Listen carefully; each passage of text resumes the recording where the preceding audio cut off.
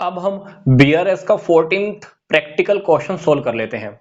इस क्वेश्चन की स्टार्टिंग हमको करनी है पासबुक के ओवरड्राफ्ट बैलेंस से, जो हमारे सामने गिवन है 41,000।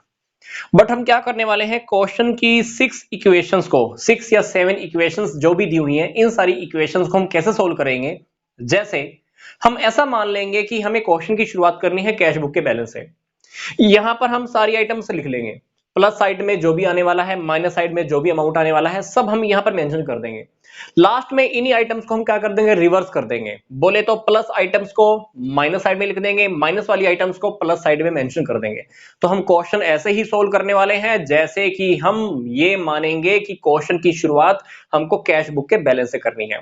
बट क्वेश्चन के अंदर मैं आपको बिल्कुल क्लियर कर रहा हूं, क्वेश्चन के अंदर आपको सॉल्यूशन में समाधान, जो क्वेश्चन का सॉल्यूशन दिखाना होता है, वो आपको सिर्फ ये वाला फॉर्मेट दिखाना है। बाकी के जो 3 फॉर्मेट हैं, ये सिर्फ अंडरस्टैंडिंग पर्पस के लिए हैं, ताकि आपको बिल्कुल क्लियर हो जाए कि क्वेश्चन के अंदर आखिर हम करने क्या जा रहे हैं। तो क्वेश्चन की जो फर्स्ट स्टेटमेंट है, उसके अकॉर्डिंग ये आपको क्या कह रहा है, कह रहा है कि हमने 15,600 के कोई चेक इशू किए थे। इसमें से कह रहा है कि 11,000 के चेक ही बैंक में प्रेजेंट हो पाए हैं। मतलब मेरे को लगा था कि मेरे अकाउंट में से इतना अमाउंट कम हो जाएगा, बट क्या हुआ, मेरे अकाउंट में से सिर्फ 11,000 ही कम हो पाए। इसका मतलब क्या है, मुझे क्या करना चाहिए, 4600 मुझे प्लस आइटम्स में फिर से दिखा देना चाहिए, क्योंकि मुझे तो लगा था कि पूरा का पूरा चला जाएगा अमाउंट, बट मेरे अकाउंट में से तो सिर्फ 11,000 ही कम हुए। तो मैंने क्योंकि 4600 एक्स्ट्रा लिख दिए थे, वो मैं क्या करूंगा, बीआरएस के अंदर आप प्लस आइटम्स में मेंशन कर दीजिए। इसके बाद देखिए, बैंक की पासबुक से मुझे पता लगा कि बैंक की पासबुक में 800 डेबिट हुए हैं, जो कि गलत डेबिट हुए हैं। बट मुझे भी क्या करना है, बीआरएस में जाना है। अभी मैं माइनस आइटम में ये 800 मेंशन कर दूंगा माइनस साइड में, क्योंकि डेफिनेटली चाहे गलती से बैंक ने लिखे हैं 800, फिर भी मेरा बैंक बैलेंस तो कम हुआ ही है। तो मुझे वो 800 क्या करना है, बीआरएस में जाना है और माइनस आइटम्स में क्या करना है, उसको मेंशन कर देना है। आगे देखिए, A check for 200 was credited in the passbook but was not recorded in the cash book। मैंने बैंक की पासबुक में से देखा कि 200 रुपीज मेरे बैंक में आ चुके हैं, बट मैंने कैश बुक में नहीं लिखा था। तो आप क्या कीजिए, यहां पर प्लस आइटम्स में मेंशन कर दीजिए 200। आगे देखिए, आपने बैंक में 21,000 के चेक डिपॉजिट कराए थे। आपको लगा था कि 21,000 रुपए आपके बैंक में आ जाएगा, बट वो क्या बोल रहा है, कहता है कि इसमें से 7,400 रुपीज ही मेरे बैंक में क्रेडिट हो पाए। वो भी कब क्रेडिट हुए हैं, 5 फरवरी को।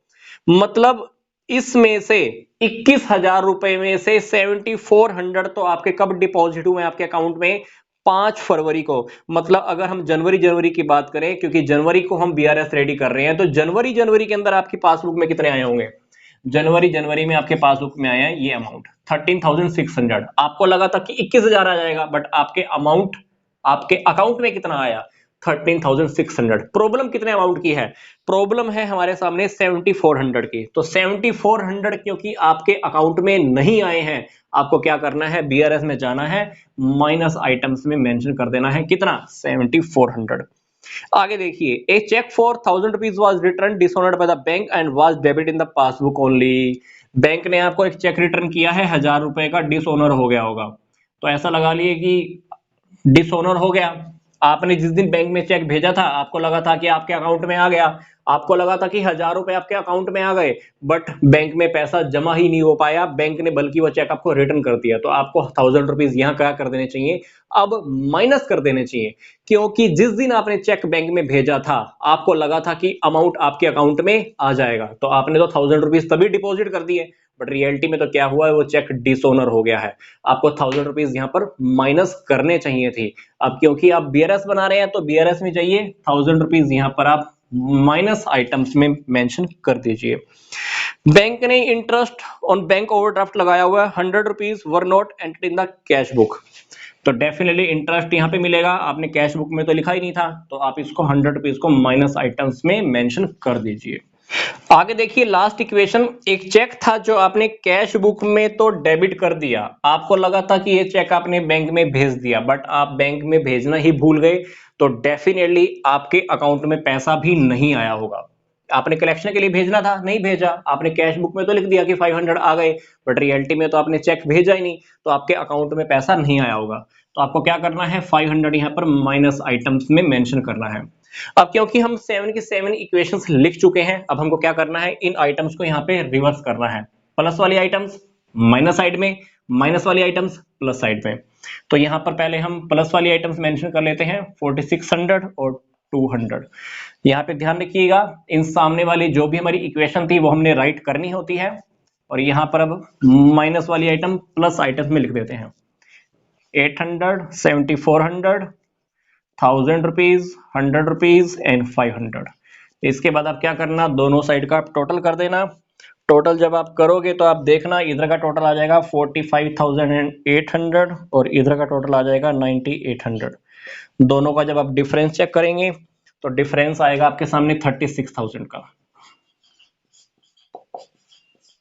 ठीक है, तो ये हमारा सिंपल सा क्वेश्चन, जिसके अंदर हमने क्या किया, क्वेश्चन को हमने सोल्व कर लिया जैसे हम करते आए थे कैश बुक के बैलेंस की स्टार्टिंग से। तो हमने क्वेश्चन पहले यहाँ पे सोल्व किया, उसके बाद हमने क्वेश्चन को क्या किया है, रिवर्स कर दिया है, उसके बाद हमने बैलेंस फाइंड आउट किया है, और इस बैलेंस को हम क्या बोलेंगे, overdraft balance as per cash book. और बैलेंस हमारे पास कितना रहा है लास्ट में, 36,000 रुपीज।